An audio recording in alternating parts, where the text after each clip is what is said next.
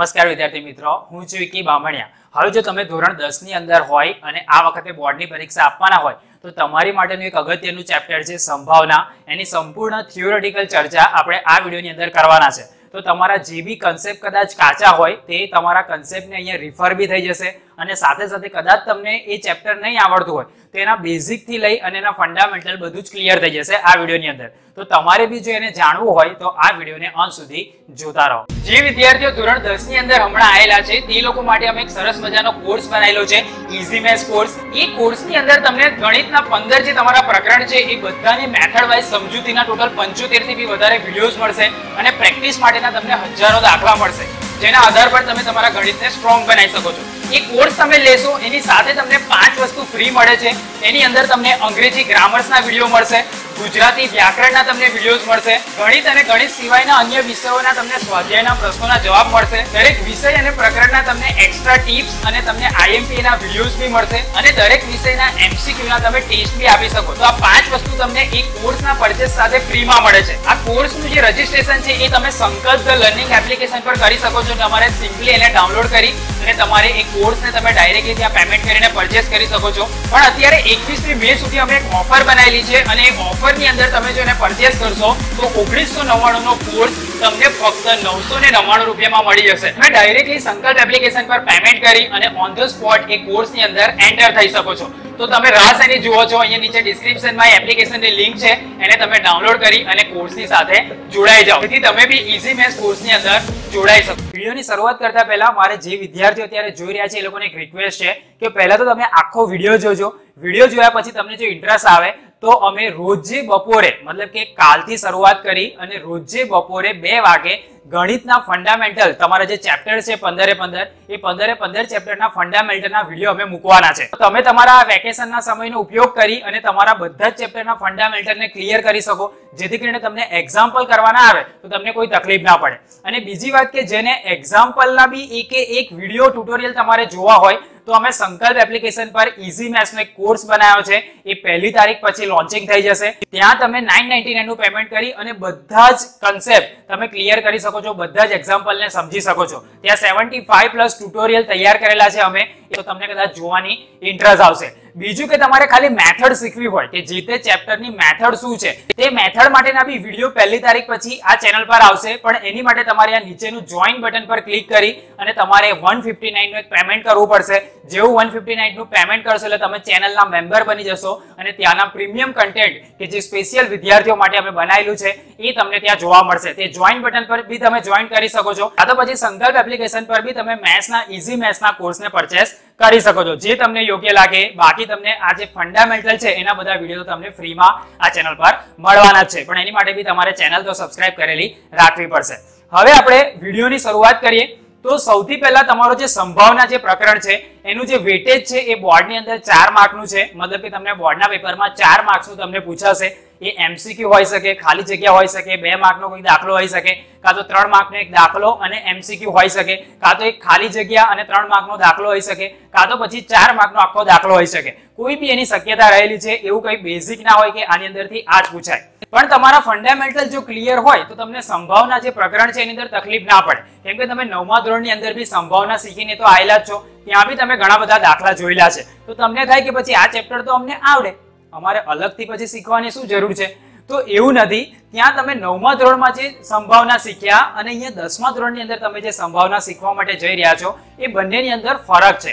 તો એ કયો ફરક છે એ આપણે આ ફંડામેન્ટલની અંદર જોતા ડિસ્કસ બી કરતા જશું। તમે 9મા ધોરણની અંદર ખાલી સંભાવનાનું એક સૂત્ર શીખ્યા હતા અને એની અંદર હતું કે કોઈ પણ ઘટનાની સંભાવના બરાબર તમે ડાયરેક્ટલી લખતા હતા કે કરેલા કુલ પ્રયત્નોની સંખ્યા છેદમાં કુલ પ્રયત્નોની સંખ્યા। આ રીતનું એક સૂત્ર હતું ને એના આધાર પર તમારે બેઝિક દાખલા આવતા હતા।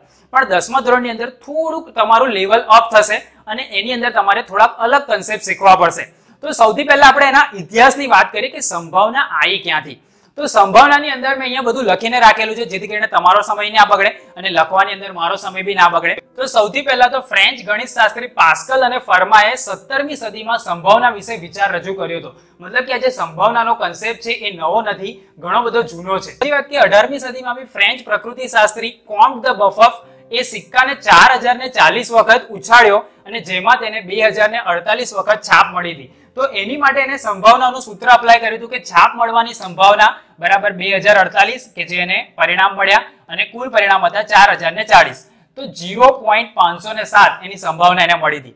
તેવી જ રીતે જે ઈ કેરી છે સિક્કાને 10,000 વખત ઉછાળ્યો એમાંથી એને 5067 વખત છાપ મળી હતી અને છાપ મળવાની સંભાવના આપણે સંભાવનાનું સામાન્ય સૂત્ર જે તમે નવમામાં અપ્લાય કર્યું હતું એ આપણે અહીં અપ્લાય કરીએ તો 5067 છેદમાં 10,000 કરીએ તો 0.5067 આવો કંઈક જવાબ આવતો હતો. અને કાર્લ પિયર્સને 24,000 વખત સિક્કાને ઉછાળ્યો હતો અને 12,012 વખત છાપ એને મળેલી હતી. તો એની માટે છાપ મળવાની સંભાવના 12,012 છેદમાં 24,000 તો 0.5050. તમને એવું થાય કે આટલી બધી વખત સિક્કા શું કરવા ઉછાળ્યા હશે, પણ એ લોકો ગણિત શાસ્ત્રી હતા, એમને કંઈક અનુમાન લગાવવાનું હોય એટલે. બાકી તમે 12,000 વખત સિક્કા ઉછળવા જાઓ કાર્લ પિયર્સનની જેમ તમે ગણતા ગણતા તમને એવું કંઈક ગાંડો થઈ ગયો છે કે શું, પણ આપણે એવું નથી. એ લોકોએ અનુમાન કરવા માટે અહીંયા તમે જુઓ તો ઓલમોસ્ટ બધાનું અહીંયા 0.5 ની આસપાસ એ લોકોની સંભાવના આવે છે. મતલબ કે કોઈ બી સિક્કાને તમે ઉછાળો તો એની અંદર બે શક્યતા હોય, કાં તો રાજા પડે કાં તો પછી કાંટા પડે, કાં તો હેડ પડે કાં તો ટેલ પડે.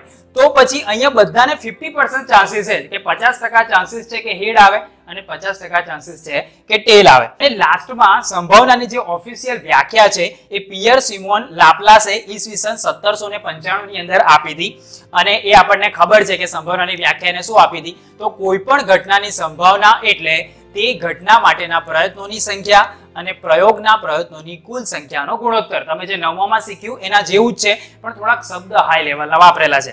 તો P of A બરાબર ઘટના એના પ્રયત્નોની સંખ્યા છેદમાં કુલ પ્રયત્નોની સંખ્યા. ત્યાં તમે પરિણામો શબ્દ વાપરતા હતા, અહીંયા તમારે પ્રયત્ન એવો શબ્દ વાપરવાનો છે. તો P of A બરાબર ઘટના એના પ્રયત્નોની સંખ્યા છેદમાં કુલ પ્રયત્નોની સંખ્યા. ત્યાં બી તમને ખબર હતી નવમા ધોરણની અંદર કે અશક્ય ઘટના હોય કે જે પોસિબલ જ ના હોય કે ભાઈ સૂર્ય રોજ પૂર્વમાં ઉગે છે અને તમને એવું કીધું કે સૂર્ય પશ્ચિમમાં ઉગે એની સંભાવના, તો એ તો અશક્ય ઘટના છે ને, તો એની ઘટનાની સંભાવના શું આવશે 0. એવું કોઈ દિવસ થવાનું જ નથી. અને ચોક્કસ ઘટના હોય કે એવું થવાનું જ છે કે સૂર્ય પૂર્વમાં ઉગે એ ઘટનાની સંભાવના, તો તમે ગમે તેટલા વાગે ઉઠશો સૂર્ય પૂર્વમાં જ ઉગેલો હશે, મતલબ કે ચોક્કસ ઘટના છે તેની સંભાવના બી શું આવશે 1. તો જે ચોક્કસ ઘટના છે એની સંભાવના આપણે 1 લઈએ છીએ અને અશક્ય ઘટના હોય એની સંભાવના આપણે શું લઈએ છીએ 0 લઈએ છીએ.